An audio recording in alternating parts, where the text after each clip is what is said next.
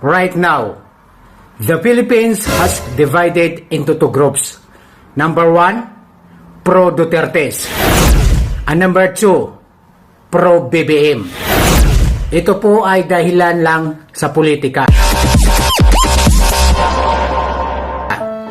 Hindi ba kayo nagtataka mga kababayan? Since na umupo si BBM, naging presidente ng ating bansa, ay kakaiba yung dinulot sa atin. Apektado ang ekonomiya ng Pilipinas, ay naging mahina yung pamamalakad ng isang BBM. Bakit ko nasabi mga kababayan? Dahil kung napapansin nyo sa kasalukuyan, ay wala na pong pundo ang ating bansa. Number one, bakit siniwalat ng Administration and Flood Control? Alam niyo ba kung bakit? Dahil sila po ang gumawa, pero gusto nilang ibaling, gusto nilang isisi sa previous administration ni Duterte. So iyon po ang taktika nila.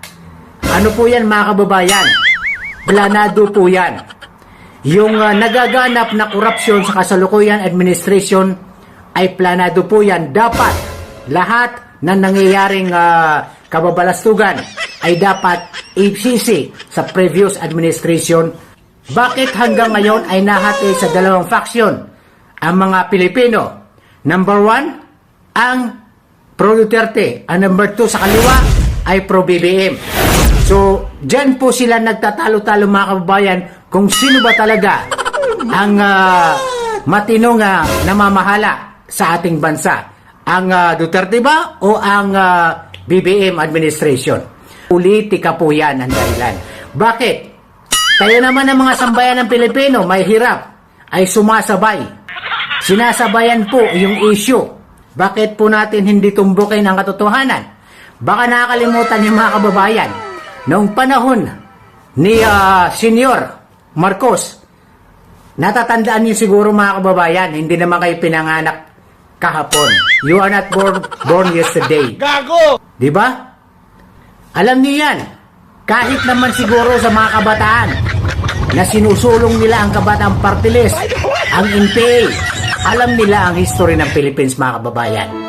Alam nila ang ginawa ng panahon ng tatay ni BBM. So bakit nakalimutan ba? Hindi po yan nakalimutan mga kababayan. Nakaukit po yan sa utak ng mga Pilipino. So ngayon, ang dalawang faksyon na to ay sila ang pinagsabong ng administration na ito.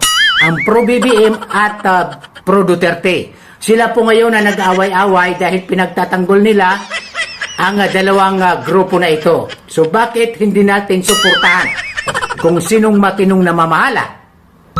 Halimbawa, ang Duterte o ang BBM administration.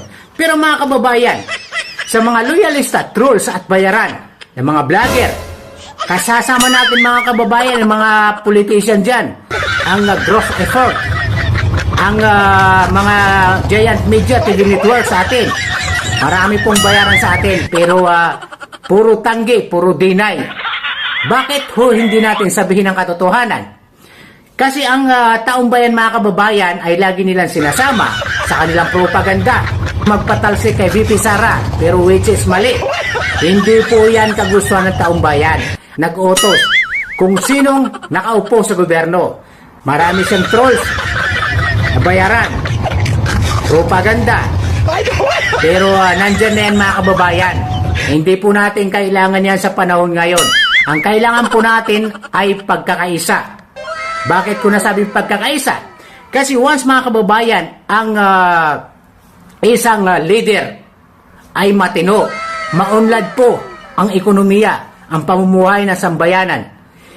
Kung ang namumuno naman ay corrupt, lahat ng mga official ay corrupt, group effort ay talagang hindi po asinso ang ating bansa. Kasi sila po ang role model ng isang bansa. Dapat po sila ang gumawa ng paraan para umasinso ang ating ekonomiya. Pero which is wala talaga. Walang pagbabago ang ekonomiya natin. Lalo po ang lumulubog po ang ating ekonomiya. Bakit ko nasabi mga lumulubog mga kababayan ang ekonomiya ng Pilipinas? Dahil alam niyo naman, Ngayon, hanggang ngayon, usapan pa rin politika. Bakit ba politika? Bakit nandiyan ba sila sa politika? Dahil ang politika po ay pinakamaruming trabaho sa larangan ng kasaysayan. Kahit saan po kayo. Ang politika po ay nandiyan ang pera. Hanggat nandyan ang mga korap na politician na nakaupo sa gobyerno ay naghihirap pa rin po ang ating bansa. So mga kababayan, sa dalawang grupo, BBM at Pro Duterte, nang nagsasabong kung sinong mas magaling na presidente, kung sinong mas magaling na nanunungkulan o namamahala sa ating bansa, sila po ngayon ang pinagsasabong ng mga nakaupo sa gobyerno. Sila po ang tagapagtanggol. Sila po ang nagbabayad. At ito yung sabihin niyo, fabricated evidence lang po mga kababayan ang ginagamit nila. Hindi ba kayo nagtataka mga kababayan? Bakit hanggang ngayon sa survey pa rin ay lalong tumataas ang survey ni BP Sara? Pero wala pa tayo sa final destination mga kababayan. Kasi 2028 pa ang presidential race election.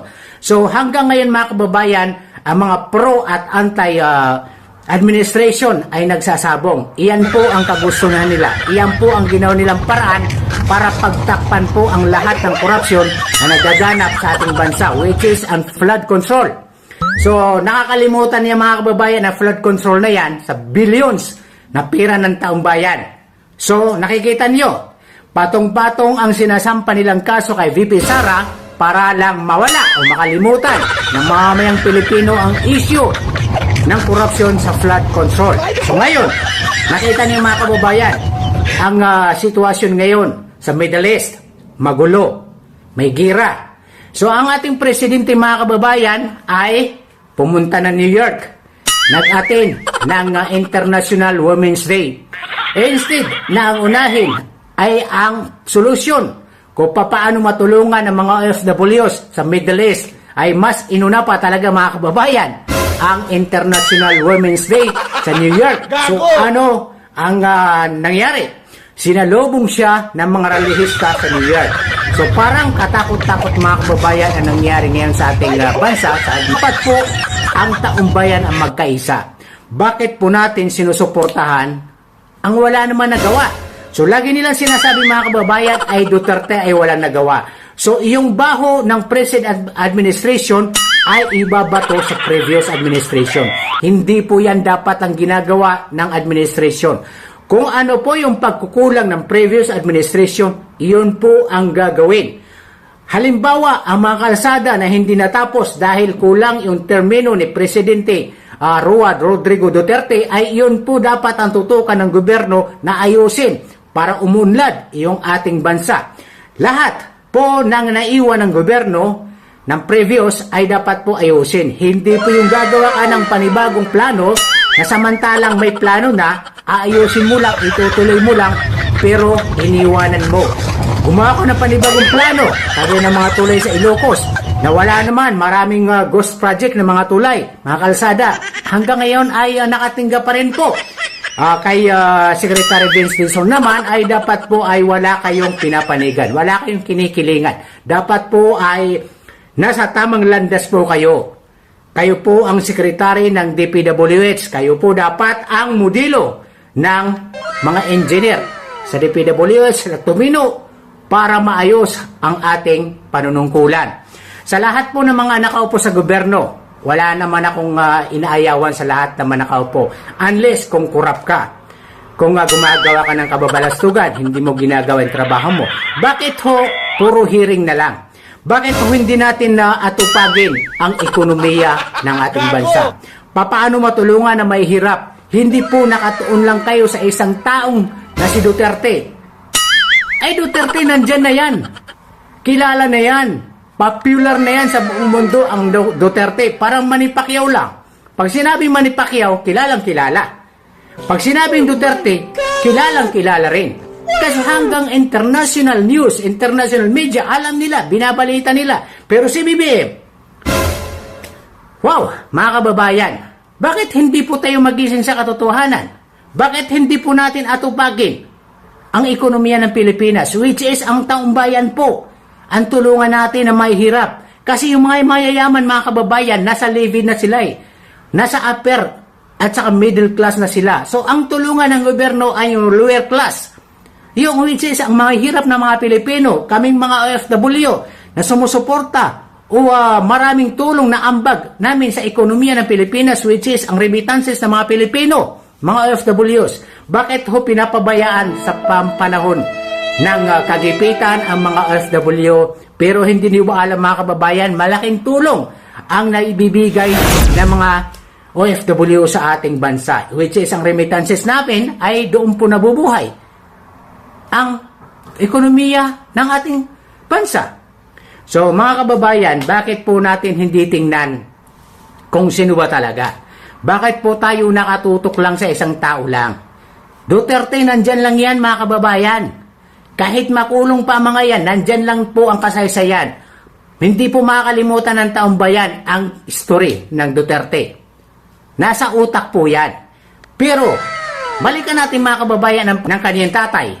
Hindi ba kayo nagtataka, martial law, ang daming namatay. Ang daming namatay ng mga sibilyan, lalong-lalo na sa Mindanao. Shout out siya Alonto Adiong. Lalo na po sa lugar niyo, marami pong noong martial law ay mga kababayan. Alam niyo na po yan, ang ginawa ng mga sundalo nung kapanahunan ng kaniyang tatay na si Senior Ferdinand Marcos. Alam niyo po ang martial law. Hanggang ngayon po, bakit ngayon ang mga martial law victims ay hindi nagsasalita? Panig pa rin kay BBM. Bakit po tayo nababayaran? Bakit po natin pinagbibinta ang ating dignidad sa kunting salapi? Hoy, mga kababayan, sa mga trolls, loyalista at bayaran, pag namatay po ba kayo, madadala niyo po ba sa hukay ang inyong kayamanan? Which is ang binayad sa inyo. Pero ang dignidad niyo mga kababayan, kinain niyo. Kinain na kayo ng kasinungalingan. Gumising tayo. Hindi po tayo mananatili sa isang lugar na lugmok. Dapat po mag-isip tayo kung anong ikakaganda ng ating ekonomiya. Tingnan niyo nung panahon ni Duterte. Anong ginawa? Diba tahimik ang Pilipinas? Takot ang mga magnanakaw sa gobyerno. Ngayon, wala na siya, lumantad na sila mga kababayan. Umusbong lalo ang mga magnanakaw sa gobyerno dahil hindi takot.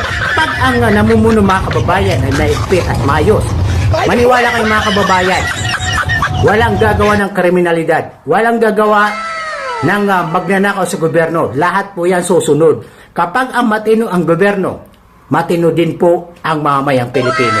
Tandaan niyo po yan mga kababayan.